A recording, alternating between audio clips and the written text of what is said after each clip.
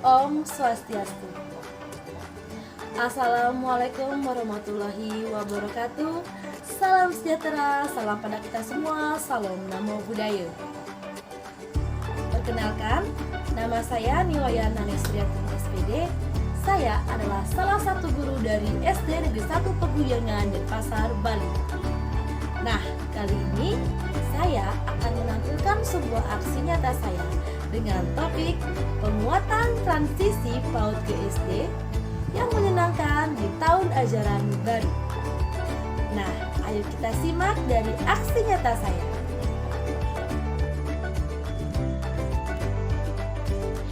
Halo Ibu dan Bapak Guru hebat. Kali ini saya akan menampilkan aksi nyata saya dengan topik penguatan transisi PAUD ke SD. Nah, kita pernah mendengar bahwa ada pepatah yang mengatakan tak kenal maka tak sayang. Kali ini saya akan memperkenalkan diri saya. Perkenalkan, nama saya Niwaya Nani Suryantini SPD. NIP 1995 0305 202 2002. Tempat tanggal lahir saya Denpasar 5 Maret 1995. Saya adalah guru kelas 5B di SD Negeri 1 Peguyangan Denpasar, Bali. Nah, kali ini saya akan menampilkan kegiatan berdiskusi PPDB dengan rekan sejawat, yaitu dengan Ibu Iluh Widyastuti dan Ibu Fitriana Triabsari. Kami melakukan diskusi di Perpustakaan SD Negeri 1 Peguyangan Denpasar, Bali.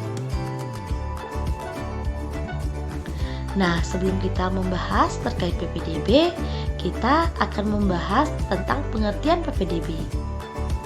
PPDB adalah salah satu agenda tahunan penerimaan murid di setiap jenjang sekolah. Metode pendaftaran sekolah melalui daring dari tingkat PAUD, TK, SD, SMP, sampai SMA atau SMK. Istilah ini digunakan oleh berbagai sekolah saat ingin menerima murid baru. Nah, setelah berdiskusi, diskusi pertama saya berdiskusi dengan Ibu Loh Widyastuti SPD. Beliau adalah guru kelas 6 di SD Negeri 1 Peguyangan. Dan beliau juga merangkap sebagai PLT di SD Negeri 10 Peguyangan Denpasar, Bali. Nah, di pertanyaan pertama, apakah melalui PPDB dapat mengenal kebutuhan peserta didik? Nah, jawaban Ibu Iluh adalah tidak, karena tidak semua kegiatan PPDB dapat mengenal kebutuhan peserta didik. Pertanyaan kedua, apa dampak tes calistung kepada anak di masa PPDB?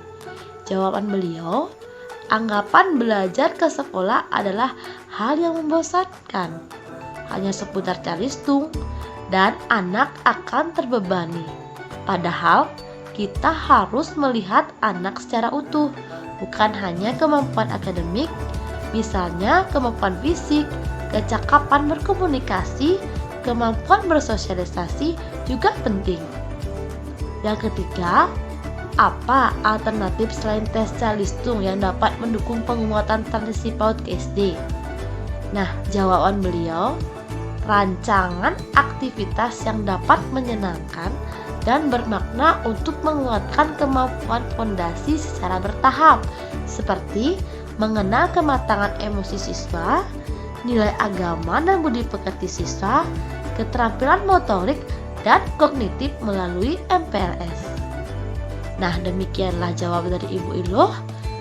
Yang kedua, hasil diskusi terhadap Ibu Fitriana Triabsari. Beliau adalah salah satu guru mata pelajaran bahasa Inggris di SD Negeri 1 Peguyangan Denpasar, Bali. Untuk pertanyaan pertama, apakah melalui PPDB dapat mengenal kebutuhan peserta didik? Jawaban beliau, tidak selalu.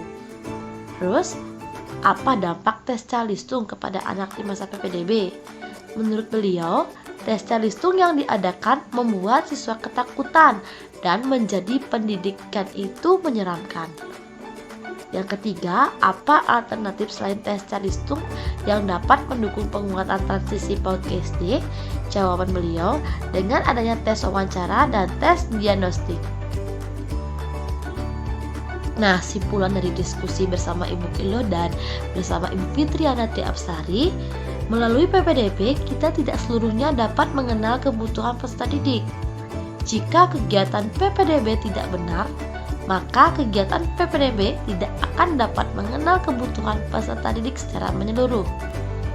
Nah, yang kedua, dampak dari diadakan tes calistung, anak akan merasa tertekan karena ingin memulai perkenalan. Sudah dilakukan tes hingga anak menjadi malu, tidak menunjukkan kemampuan yang seluruhnya dan sesungguhnya, dan bahkan sampai menangis. Nah, di sini saya dan rekan saya memiliki alternatif lain untuk mengganti tes calistung. Yang pertama, perkenalan anak dan orang tua dengan lingkungan belajarnya, seperti lingkungan kelas, lingkungan sekolah, dan lain sebagainya. Yang kedua, pengenalan potensi dari siswa baru. Yang ketiga, membantu siswa beradaptasi dengan lingkungan sekolah dan sekitarnya. Nah, di sini saya sudah merangkai kegiatannya, dan sebelum MPLS disebut dengan masa masa perkenalan, di mana yang kedua hari ke-1 dan sampai hari ke-3 sudah saya buatkan kegiatannya, dan hari ke-4 sampai hari 10 sudah saya buatkan seperti yang ada dalam layar.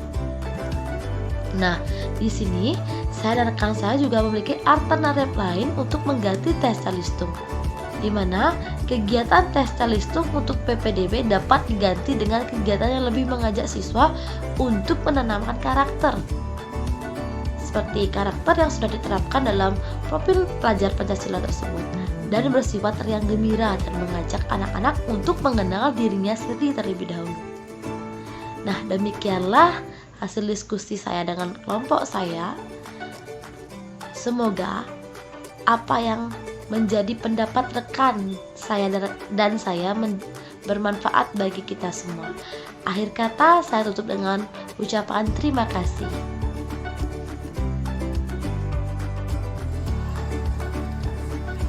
Nah, demikian aksi nyata saya.